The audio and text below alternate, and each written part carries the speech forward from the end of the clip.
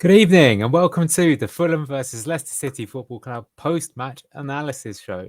My name's Anil. Maybe I should call this show the post-match analysis show, but dad jokes for you. But let's take a look at the second game of the Premier League season. Sadly, a defeat this time round at Craven Cottage away to Fulham. Let's look at some of the stats here. Overall, it was quite an even game, although was it really? We'll have to kind of decide that. Fulham shading possession, although I think that overall they definitely dominated the game. You can see here from expected goals, Fulham 1.72, Leicester just a 0.53. So us getting a goal is probably a bit generous. And that said, we had 10 shots, made their goalkeeper make 4 saves. We had quite a few corners, in fact, scoring from one. Had quite a lot of passes. Again, managed to out-tackle the opponent. Got a lot of free kicks. So I think it's fair to say that we were competitive in the game. Although for a team that finished 13th last season in Fulham and who are resting £55 million worth of players who they signed and didn't even play, I think fans might be a little bit disappointed with the result. Me too, although I don't think it's terminal. And I'm going to explain why as we go through today's show. Let's just take a quick look at the match ratings. So man of the match by a mile in this match was Andreas Pereira. I'll talk about that in a second for Fulham. I think he had an extremely good game. For us, I think probably the key you can probably see is Harry Winks only getting a 6.5. I think Fulham did a great job of preventing him from being effective. Bobby de Cordova-Reid, returning against his old club Fulham, didn't have the best show, I have to say. We'll have to look at why that was. And Vardy's clearly not match fit. So I think these match ratings are pretty accurate. You can see that Wout Faes was technically our man of the match. I'm not sure I would agree with that, but he did score. So I guess he's going to be getting some flowers for that particular aspect. Let's head on. Okay, so let's talk about the starting lineup here. So we played exactly the same team as we did last time round, so that's pretty easy to say. However, this time round we had Skip and Ayew on the bench, and that was interesting to see. We also had Samare. I don't think too many people pleased to see him on the bench, although he featured no part at all. No Michael Golding, no Will Alves. I think it's safe to say those two are probably going to go on loan because they're not featuring into the first team at the moment, although they may play in the cup game that's coming up next. As for Fulham, they also made no changes. So this is their particular lineup. And that was a bit of a surprise because I thought that Joachim Andersen, who they've re-signed from Crystal Palace, and Sander Berge would at least be on the bench. But they decided to rest them and they were just watching on from the stands. And that is kind of scary to show you that teams in the Premier League can sign that amount of players and not even play them. They did, of course, play Emil Smith-Rowe, who scored one of the goals and had a good good performance for them overall, I thought. Okay, so the game started, and we've said that this is their formation. Fulham are going to be playing a 4-2-3-1. But something that stuck out to me very early on was actually this guy, Andreas Pereira, and the positions he was taking up. And it seemed pretty evident early on that I think Fulham had watched our game on Monday against Spurs, and they recognised a very good plan to counter the way that we would play and a way to make us ineffectual. And for me, this is actually the central reason why we lost this game and why I think we struggled the whole game long to really build back to front and make good chances, despite making a lot of passes overall in the game. And yes, that's this guy, Andreas Pereira, ex-Man United. And what I think Fulham did is they actually pushed him up to make more of a 4-1-4-1. And why did they do this? Well, they did this because they know that the way that we build is with Harry Winks and Wilfred Ndidi playing together. And here you can see Andreas Pereira, number 18, and he's pushed up here to try and prevent Wilfred Ndidi from receiving the ball and try and reduce his effectiveness in the game overall. However, it was a little bit more nuanced than that, the way that they played, and something that's pretty clever. So, as I say, this is the big partnership for Leicester, Wilfred Ndidi and Harry Winks. But have a look at this pitch, which I think is very interesting. So here you can see that Harry Winks, there's actually 2 men that are attracted to him. And here's Wilfred Ndidi. And there's someone here, Adama Traore, who's certainly got his eye out on Wilfred Ndidi, but he's nowhere near as close as Harry Winks. So what's going on here? So this is actually something called a pressing trap. So what Fulham are trying to do here is they're trying to say, if you pass it to Harry Winks, which actually we do here, you're going to be in trouble because there's 2 people to get the ball off you. So therefore, we want you deliberately to pass to Wilfred Ndidi instead, right? They're actually trying to make it look like he's the free man and you should play the ball to Wilfred Ndidi. But that's the trap, because if you do that, what they're going to do instead is they're going to target you. So here again, this is Mads with the kick. And we can see that Harry Winks, someone's moved in front of Harry Winks. So they want to block the passing lane. So this ball from Mads to Harry Winks cannot be on. They're trying to stop that. However, you can see that Andreas Pereira is pushed up here. They are happy if the ball comes to Wilfred Ndidi, because if the ball comes to him, Andreas Pereira is going to jump on him, jumping meaning move from your current position and go to another position and try and rob the ball off him. And this particular instance, actually, we managed to play out, and indeed he does well here. But in the game, it was a bit of a mixed bag. Here, in fact, a little bit later on, I was going to say that if you look below in the description, I'm going to post a link to Fox's talk. And on there, I like to put a lot of the animated GIFs and videos which showcase some of my examples that are given a lot more clarity.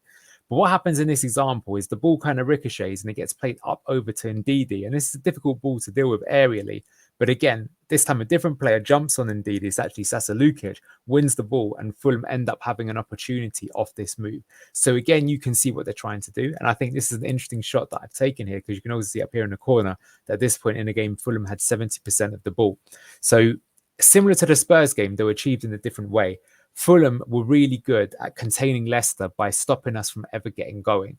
They were like, okay, you want to play it to Harry Winks. We're going to stop you from doing that. We're going to trap you into playing into Ndidi. And when Ndidi receives the ball, we're going to take the ball from you. And that's going to stop you getting going. And that's going to give us initiative. And we're going to win the game by doing that. And overall, that is exactly what they did. And that is exactly why they won the game. Although it was perhaps closer than, it wasn't like a runaway success for them. So talking about Wilfred Ndidi, this is like a different example. And this shows you both the good and the bad, because I want to say that I don't want this to come across as being negative towards Wilfred Ndidi, because he actually had quite a good game overall, similar to the Spurs game. It's just that some aspects he's very good at, and some aspects I wouldn't say he's poor at, but he's getting targeted at. And that is a structural issue for the way that Leicester City play. And it is something that is making our overall effectiveness as a team less strong as it could be. So here, Mads has played it out to Wout-Faes. And Wout-Faes, we like to play out from the back, just like we did last year. We want to do that this year too. So he's going to play the ball into Wilfred Ndidi. So Ndidi gets the ball and he receives it. And look, he's under 3-player pressure, but there is actually an out ball. And the out ball here is to Victor Christensen. So he's going to play the ball to Christensen. However, what happens is that player that you can't even really see in the picture. Actually, I think it is this guy, actually. So I say that wrong. But Fulham recognized this and someone jumps. Now, because I can't show you the video because we're on YouTube, the pass that Ndidi plays to Christensen, it's not the best. It's a bit weak paced. It doesn't really get there firmly. And that gives Fulham the opportunity for someone to jump in and rob the ball and get it off Christensen. And now they've caused a transition and now they might have an opportunity. Now, actually, what happens as a result of this move is we actually get the ball back, and Ndidi helps get the ball back. I have to say, Bobby Reid, who didn't have the best games overall, did actually come back from this position. He drops back in to help Ndidi recover the ball, and Ndidi gets the ball back. And now he can turn and he's facing towards the goal. And this is to show that Ndidi, sometimes I feel like we say he's really poor in the ball, but I think that's a bit unfair. I don't think he's terrible. He just may not be of a kind of elite standard. Not everyone can be Rodri for Man City, right? There's a reason why he is one of the best players in world football. So Ndidi receives the ball here, and he actually plays out a wonderful cross-field ball to Abdul Fattah. Now, it's quite high, but Fattah is good. He's quite tall. He's 6 foot. He's strong. He manages to jump. He chests it down, and he manages to get it down here to, this is actually Bobby Reid again. Bobby Reid then manages to play it into... No, sorry. This is Facundo Buonanotte, yes, because Reid is here. He manages to head it down into Buonanotte. Buonanotte does really well here.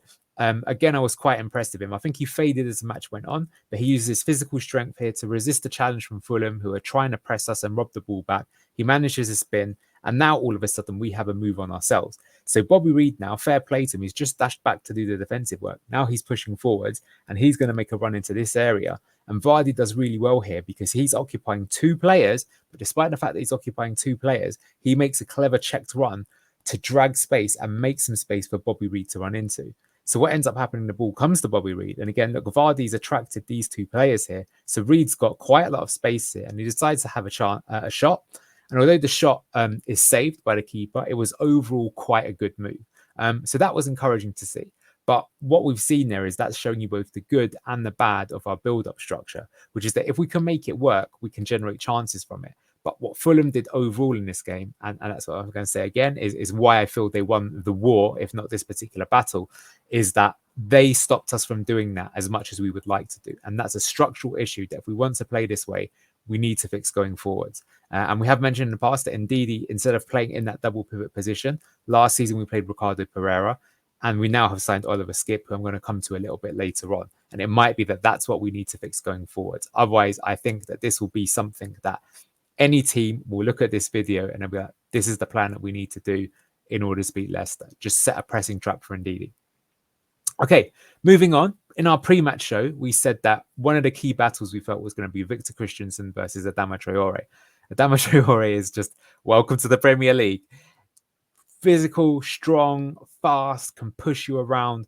I would hate to have to mark someone like this. And it was Christensen's turn to try it and deal with the deadly Adama Traore today. And how did it go? It was a bit mixed. I don't think he was terrible, but equally, I don't think he was brilliant. What I found interesting is not only did Christensen be responsible for looking for Traore, but he actually followed him around the pitch if need be. So here we can see the two of them have a kind of get together. Fulham play the ball to Traore, and Traore actually runs all the way from here. He makes a run all the way across the pitch, dribbling with the ball into centre of midfield. You can see that Christensen follows him the whole way. But this actually turns out quite well because in following him, Harry Winks can then step up and the two of them together can act as a kind of like double buffer. And we managed to rob the ball. And actually, Winks gets the ball. He manages to play it and he plays it into Vardy, but we lost possession. So that was a bit unfortunate. But in that particular instance, Victor Christensen actually did quite well. But overall, I think it was a little bit 50-50. I don't think it was terrible, but it was certainly a little bit of like, okay, welcome to the top league. So why I want to bring that up is that was indirectly responsible for the first goal that we conceded. So Fulham have just signed Emil Smith-Rowe from Fulham. We know he's a great player. He's had some injury struggles, but when he's not injured, we know he's a class act, and he did show that today. So this goal comes from a move where Fulham get the ball. They decide to play it long from the keeper this time, and it comes in here. They're trying to target Muniz, who's their striker, who's replaced Mitrovic, to try and hold up the ball. So Vestergaard decides to push up and try and head the ball away from him, and he gets some contact on it, but it's not necessarily the best. You can see here that then the ball kind of ricochets off this direction, and here it goes to Adama Traore. You can see that Christensen is following him. But here you can see already, if this isn't immediately obvious, that we are in trouble. Why are we in trouble? Look at Vestergaard's position. Vestergaard's not the fastest. He's out of the game right now. He's not going to be able to get back in this move to make a meaningful difference. We've got JJ here, so he is in a good position. We've got someone here ready to defend. And we can see that with Traore, he's got two men on him, so it's going to be hard for him to push this way. So most likely, he's going to pass the ball over in this direction. But the reason why we're in trouble is you can also see Emil Smith-Rowe here in the corner, and he's also on the prowl. And as we see as the move develops, this is what's going to cause us issues. So yeah, Fatawi's on Emil Smith-Rowe. Here's James Justin. James Justin now is in a little bit of a difficult position. As the move progresses, Fatawu, I have to be honest with you, doesn't do a good job in running back. And you can see that Smith-Rowe gets the run on him and gets forward. So now JJ's in a difficult position. Who does he go to? Does he go to Emil Smith-Rowe or does he go to Alex Iwobi? And it's a little bit doomed if you do, doomed if you don't sort of situation here. If he decides to go to Smith-Rowe, Smith-Rowe could just play the ball down the line to Iwobi. No one's there to get him. He was the last man back, JJ, when this move started. Even though, to be fair to Fass, he has actually managed to get back here, and so is Harry Winks. So he decides actually to go over to Iwobi. Iwobi then passes it to Smith-Rowe. Sorry, so yeah, he goes to follow Iwobi, but actually Smith-Rowe has the ball. Then he decides to move across to try and stop Smith-Rowe, but by this time it's too late. And you can see that Fatawu's, a bit slow to get to the pace. And then Smith-Rowe manages to beat him and puts in a great finish into the top corner. And that's 1-0 to Fulham. And that was a little bit unfortunate. I don't think you could say at this point in the game that Fulham did not deserve their goal. They made a really good start. And I have to say that overall, I think Marco Silva has coached this team really well. And they play really nicely together. They aren't a team necessarily made up of star players, but the sum is definitely more than the parts from Fulham. And they play some really nice stuff, which we'll show in a moment. And this was a good move, but it was a bit unfortunate just because it was kind of an ugly one. And, here, maybe if Vestergaard's a bit better in the air, he can head it out or he can head it back over there to Winks. And really, it's just a case of transition. And this often happens in the Premier League that after the ball comes off Vestergaard, it's a bit of like a 50-50 what's going to happen. And any small error in the Premier League, you're going to get punished. And we got punished for this move. So that was a little bit sad. So at that point in time, it's 1-0 to Fulham. Kind of keeping on a Victor Christensen theme, It did appear that that might have been something that they targeted.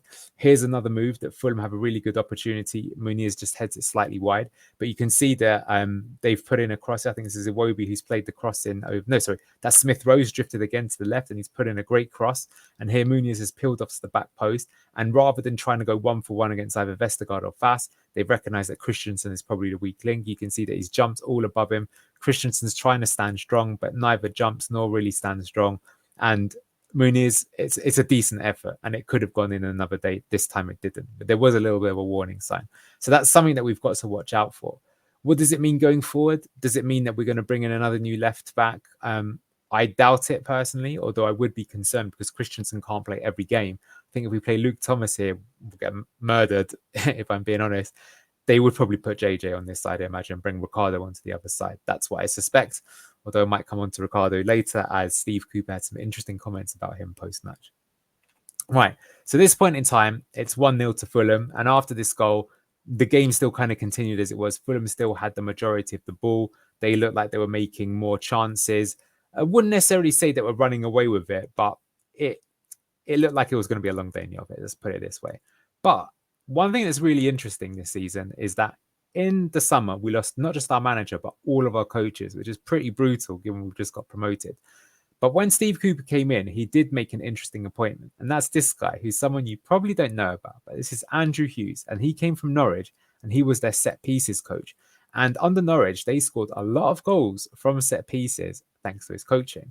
And if we look at us so far, Leicester have normally been pretty poor, you have to say, both from conceding from set pieces and from scoring from set pieces. And actually, prior to today, I can't even remember the last time we did score from a set piece, but we did do it today, and we did something that was a bit clever. And we also didn't concede, and we didn't concede against Spurs from a set piece either.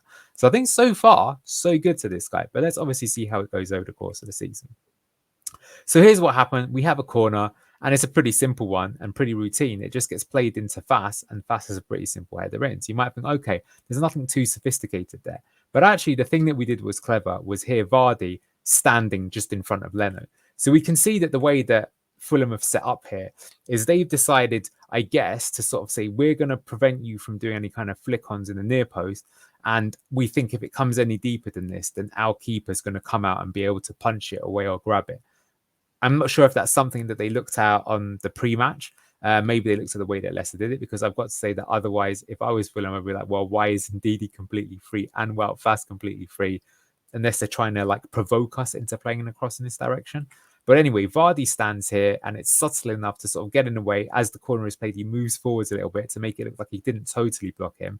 But as we can see here, what happens is Fass heads it in. It's pretty easy. Now, this one went to VAR, and if this would have got called off by, or sorry, struck off by VAR, that would have been absolutely outrageous. They were trying to say that Vardy was offside, but come on, he's not blocking the viewpoint. He's not even blocking the path.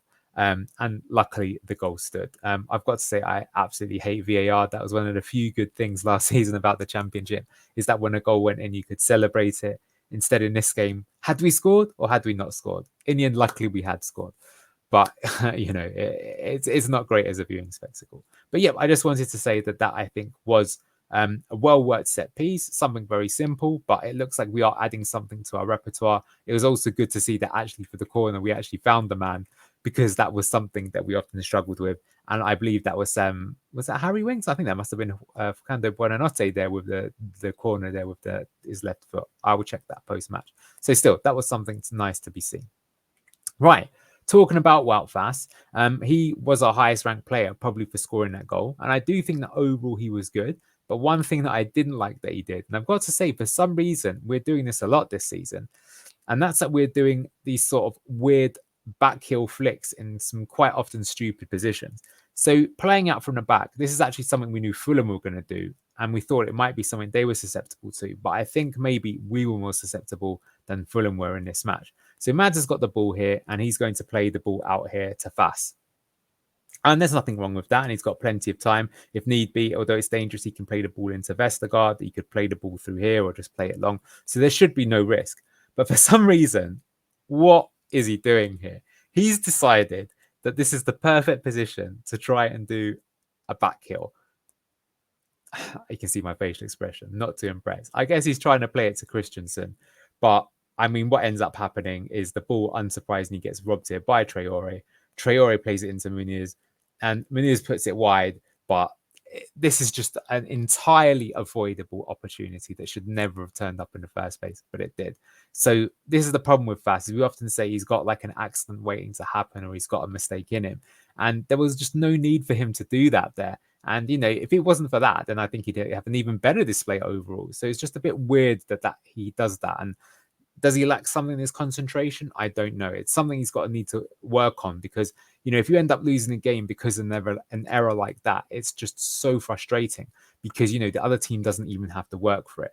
At least with the first goal, whilst I think we could have done some things better on that, there was some good play there overall, and they've won the ball back on the transition. Here's just a giveaway, which is really poor. Right. So anyway, at this point in time, it's still 1-1, and we're into the second half, and that was pretty good for us. I don't think we deserved to be 1-1, but we were. But then, unfortunately, Alex Iwobi scored. And I want to talk about why this goal happened, because this one, I think, is really frustrating. Because although I am not going to take anything away from Fulham, I think they thoroughly deserved their win. They were definitely the better team on their day. This goal, it's just stinky.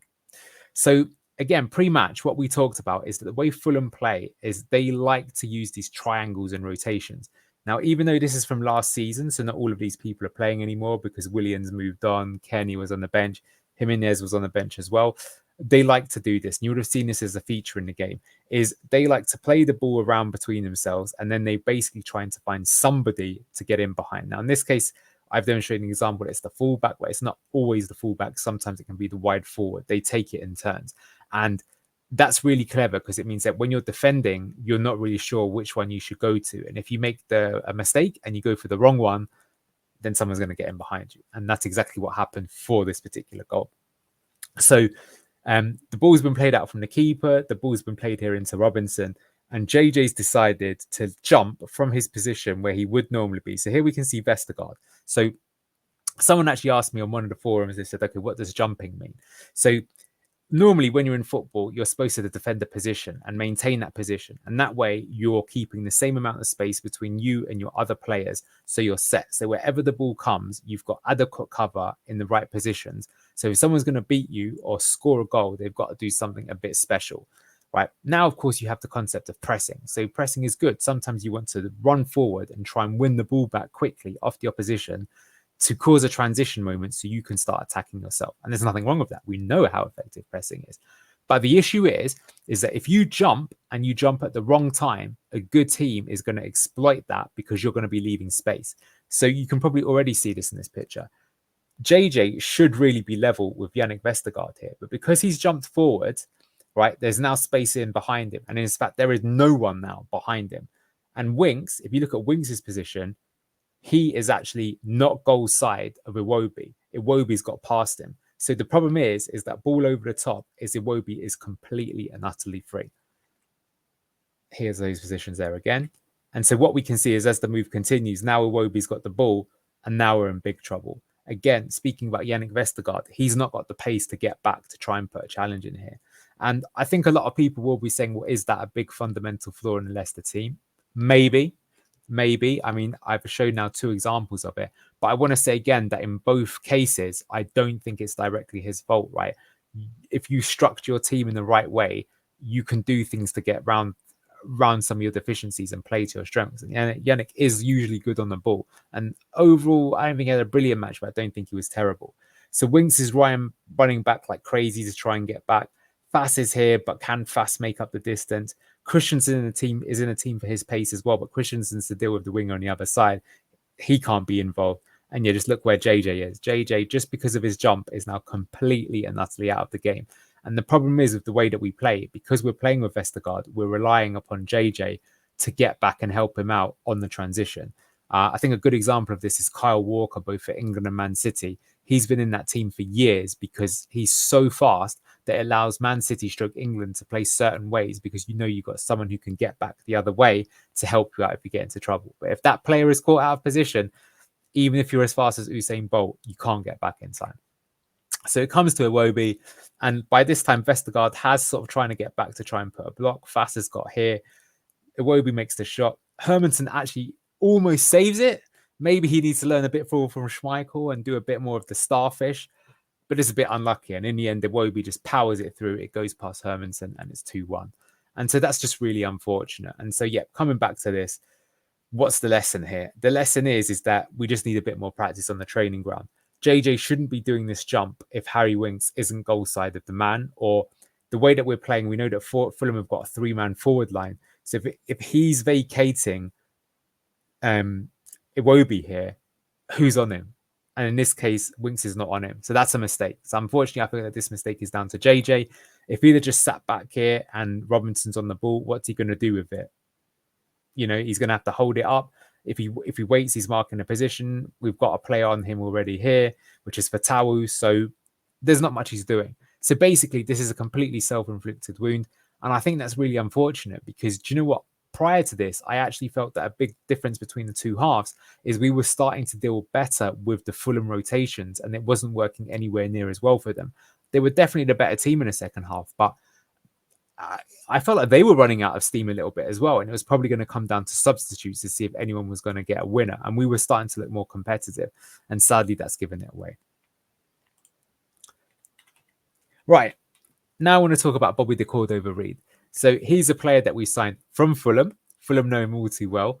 And you would think that maybe sometimes player against their old team, they really want to show what they can do and remind that team what they've done for you. Even though, to be fair, I don't think Fulham wanted to get rid of him. They just didn't want to offer him as long a contract as Leicester would do. And I think it's fair to say that right now, amongst the fans are not impressed with this signing. And today, I've got to be honest with you, it doesn't paint a great picture. So looking at his stats, he didn't win any duels, neither on the ground or the air, and he lost possession 5 times.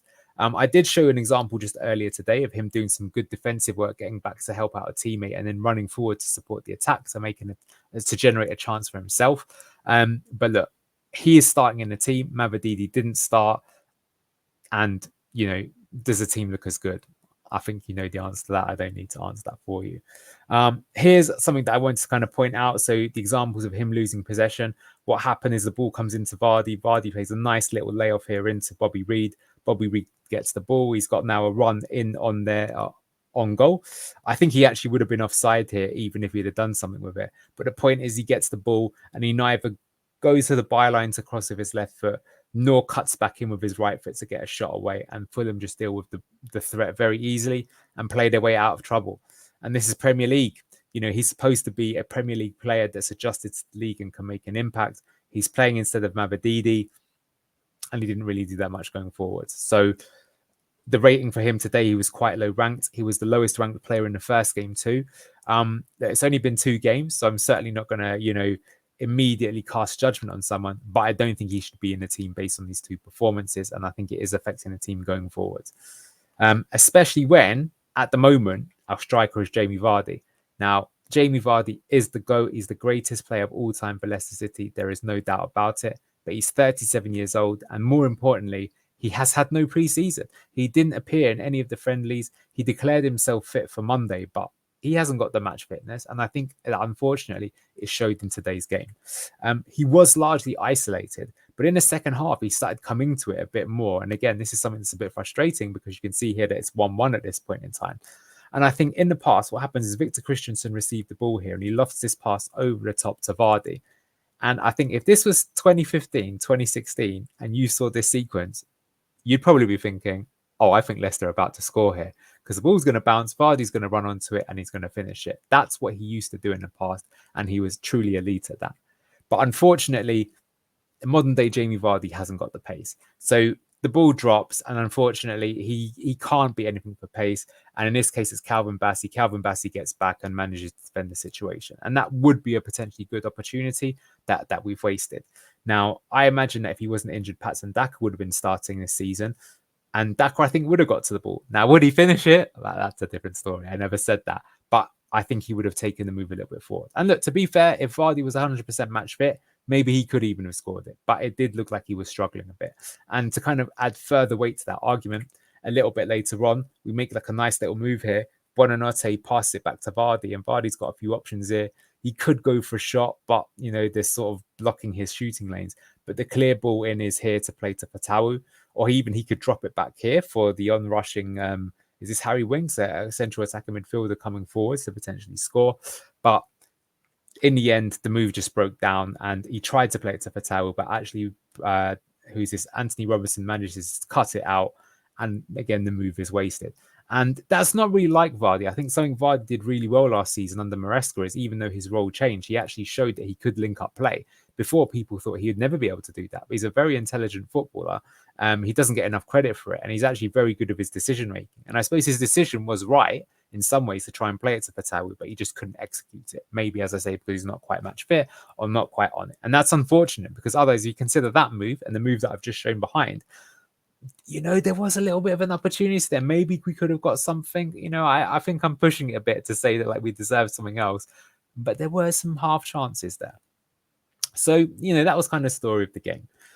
Now I want to move on to this guy. So Oliver Skipp also came on. We've signed him for 20 million plus 5 in variables, and he's come into the team. And later on, after we're 2-1 down, we did make a change. And in the pre-match, what I suggested is that we might even have started the game like this. And that is to play Harry Winks and Oliver Skipp together and to push Wilfred and Ndidi up as a 10. Now, by this point in the game, we'd made a few subs. But as you can see here, we did sort of do that. So Wilfred Ndidi's pushed up to be one of the attacking midfielders. At this point, Jordan Ayew's also come on the pitch, and he's come on as a striker. We've actually changed the other attacking midfielder from Bonanate to Mavadidi. And you can actually see that Oliver Skipp is standing here. So we are doing this. We're doing the double pivot of the two former Spurs players, and we're pushing Ndidi forwards. And I actually think that this gives us better overall balance going forward. And I think it could be the solution to the problem that I said before, where otherwise teams will target Ndidi with the pressing trap. If I compare the two of the players together, again, I just want to say here that Ndidi actually overall had a strong game. He had a good rating, lots of touches of the ball, extremely accurate passing percentage, 91% over 39 passes. And he didn't just pass it sideways and back. He made that really good cross-field ball. He made one cross. He made some long balls. You see 3 of them are accurate. He had a shot. He actually dribbled past it, people, a few times. Look how many ground duels he won. That's really what he's in the game for. But he did lose possession 8 times because he was targeted. He made 3 fouls. He was fouled once himself, but he did do some clearances and blocks. So we know that Wilfred Ndidi, from a defensive point of view, is good. He's good at winning the ball back. He's actually not terrible on the ball either.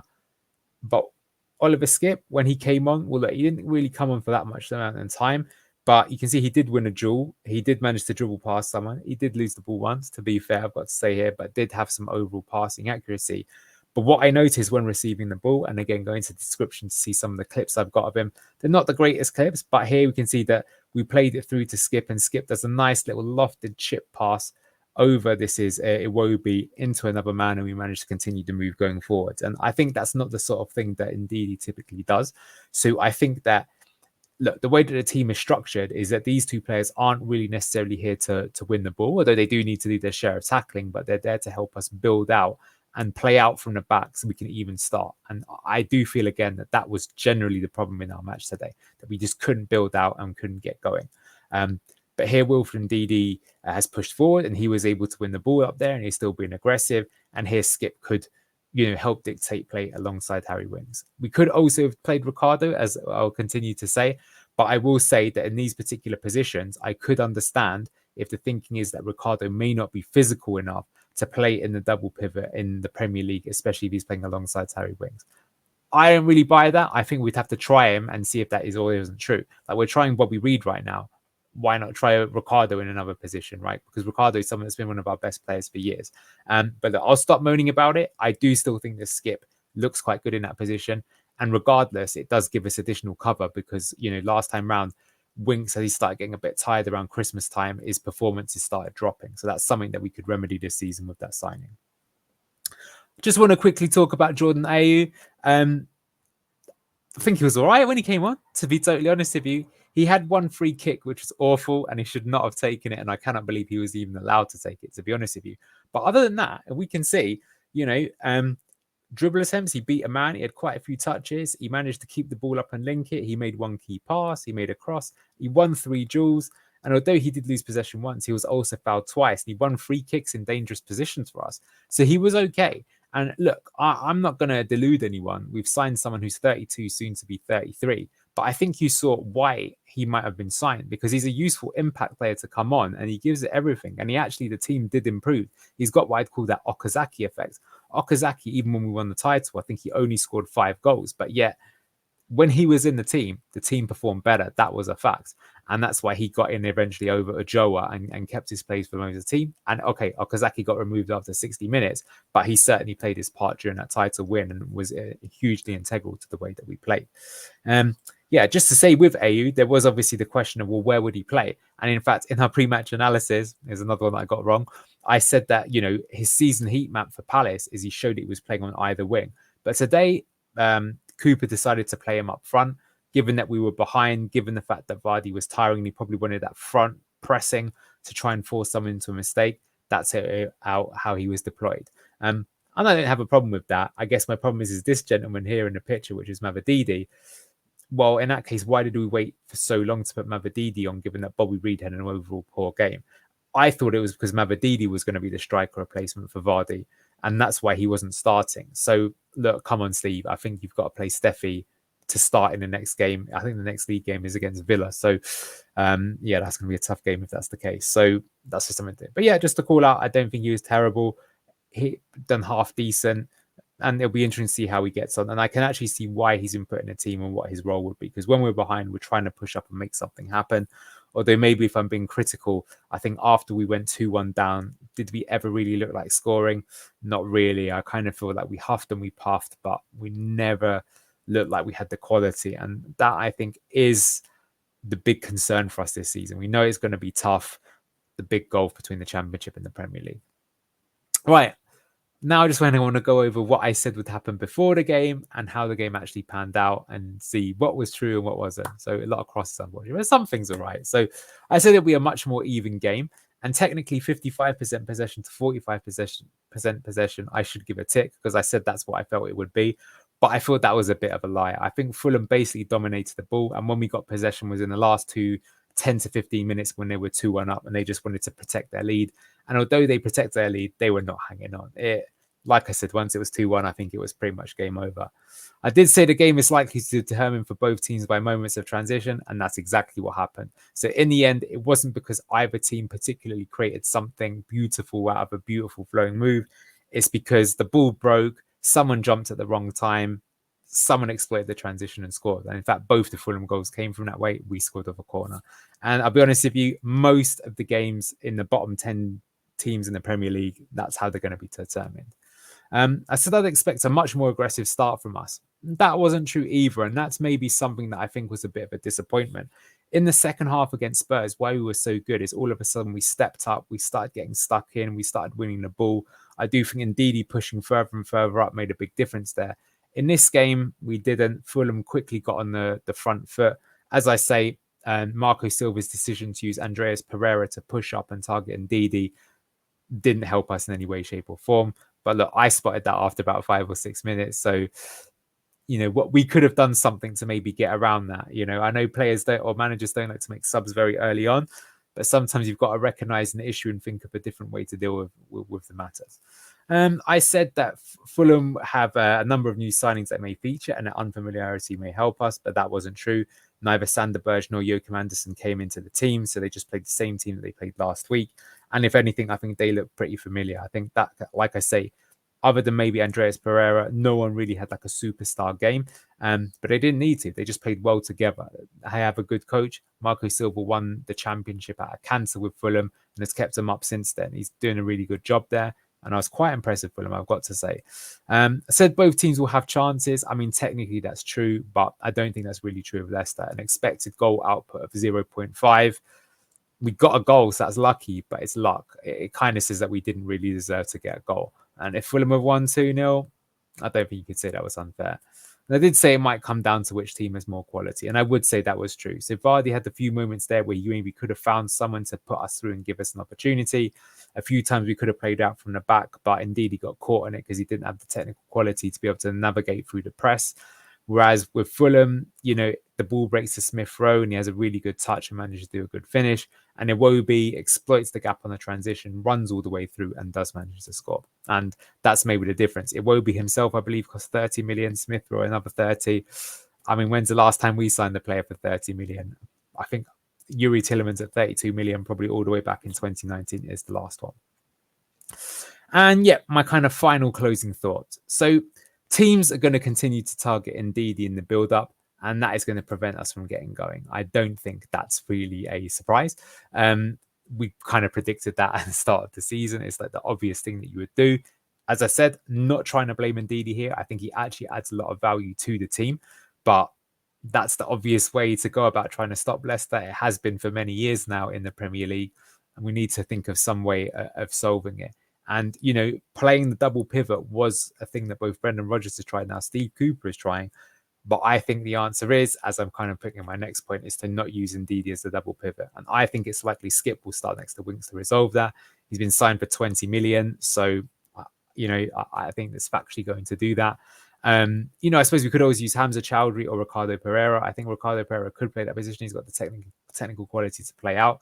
Hamza, I think, would have the similar issues to Ndidi, though he may start in the cup game. Vardy's not match fit, mentioned that before, and I think a lack of a striker will cost us. You know, you need goals to survive in the Premier League. It's an interesting one because I think before the general consensus was that if you concede too many goals, you're going to go down. And for sure, Sheffield United conceding over 100 goals last season is definitely the reason why they went down. But if you look at how many goals Burnley scored, I think they only scored 31 or 32. It's not enough. You need to be hitting like 40 to 50 goals. And then even if you've got a negative goal difference, you know, goals can win you the games in a 6-point battle against other relegation teams, whereas just keeping a clean sheet and getting 0-0 isn't going to do that. So it's really unfortunate Daka got injured. Maybe some people would say it's not because we have to sign a striker. We're not using Cannon, fine. But to rely on a 37-year-old Vardy to keep you up in a season where you've got a points deduction, we've got to bring someone in. I got a feeling it's going to be Datro Fofana from Chelsea. I don't know how he'll be. We'll have to judge it if he comes in. Let's talk about that when that player is coming. Bobby Reed shouldn't be starting based off his first 2 appearances. He's probably the lowest scoring player overall across those 2 games. I've not been too impressed. I don't have a problem with signing a player in their 30s. At the end of the day, how good are you on the pitch? If you're good, you can play. But he hasn't looked too good so far. That's just a fact. But look, overall, I do think that people are overreacting to this defeat. I don't think we've looked awful so far. We had one bad half. I think actually that first half against Spurs was much worse overall out of the 4 halves of football that we've played. But it's a fact. There is a gulf in class and quality between the Championship and the Premier League. It's never been so big. Fulham, I think I was really impressed with them, but they finished 13th last season, and yet they fairly comfortably won this game. So that just goes to show you how difficult it is. They were playing at home. We didn't have everyone that we might want ideally. Not everyone's up to match fitness, but neither did they. Like I say, £55 million worth of talent on the bench. They might sign some more players as well. Who knows? So it's going to be a really big challenge, and we've got to try and be more competitive. We might have got away with a 1-1. That would be kind of good if it happened, but I don't think we'd have deserved it. So that's going to be the question for us. How do we cross that chasm? How do we deal with it? I personally think, you know, having less possession and playing more of a counter-attacking style, I think that is the way to go personally. I think the game that we played against Southampton at the back end of last season when we won 5-0, Southampton had more of the ball but got demolished. Nothing wrong with that. In the Premier League, most teams are going to have better technical quality than us. So trying to dominate by possession, I don't think is the way to go. And in fact, I saw the stats for the Southampton game today. They had, I think, 65% possession, but only had 1 shot on target. And Forest beat them. They only beat them 1-0, but I think they had something like 24 shots in the match or something crazy like that. So it just goes to show you that that probably isn't the approach to go there. But yeah, look, there you go. That's my tactical analysis of the game. Like I say, I'm going to leave a link in the description there. It might not be up right away, but it's going to link you to the Foxes Talk forum, a great forum. And on there, I like to put like more detailed pictures and explanations to kind of be the accompanying guide to this video. As always, please let me know what you think. These videos do tend to be a bit longer, but I think it's important to be quite thorough about it. I am wondering if I should do this as a live stream instead of as a video. So let me know if you think that. And yeah, just please give your comments. It's the thing that I'm trying to bring uniquely to the kind of content creator space. I think when people do their post-match analysis, in my opinion, they don't really give a proper insight as to what happened. And it's all a little bit vague and superfluous. I don't mean that to be critical. I just think that, you know, that's a space that could be exploited, that on TV, they'll never give you as in-depth analysis as what I'm trying to do here. And I hope that you enjoy it. So I'll be quiet now. This has been Anil. This has been For Fox's Sake and the Post-Match Analysis Show. Thank you very much for watching and see you next time. Ta-ra.